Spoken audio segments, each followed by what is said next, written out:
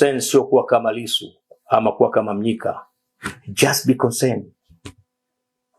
Jali, chukia, umia, andika, sema, shurutisha kiongozi wako wa kiroho. Mwambie acha unafiki, watoe kauli. Nyie ambao mnatufundisha mbinguni sana naogopa hata kutangulia kwa sababu ya kusema ukweli.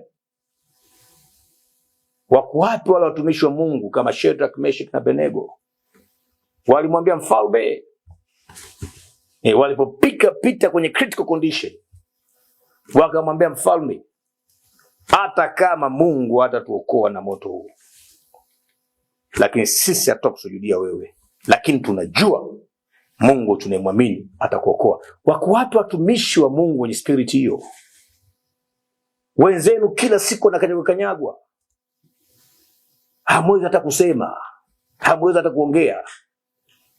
Madhehebu yanafungwa, makanisa yanafungwa. Mmekwaje?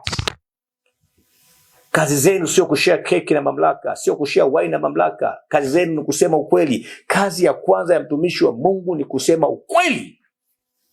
Na mngekuwa mnasema ukweli, watoto wasingetoka barabarani.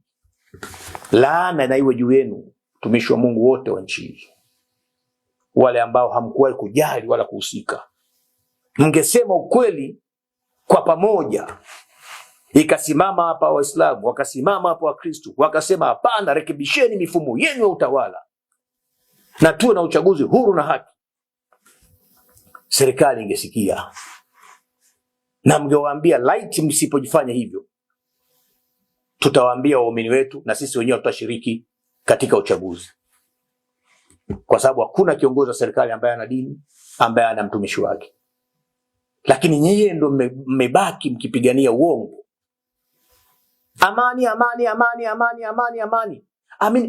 Hakuna namna. Na niwaambie nyinyi waumini wa dini zote mbili. You don't pray for peace. Huwezi kuombea amani. Msingi wa kupata amani ni practice ya haki na justice. Yaani sawasawa uko chumbani kwako, uko kitandani, mikojo imekubana. Alafu unaomba usikojoe kitandani afu uende chooni. Utakojoa kitandani ama kibofu kitapasuka. Amani haiombewi. Amani ni matendo ya haki. Amani ni practice ya haki. Mnafundisha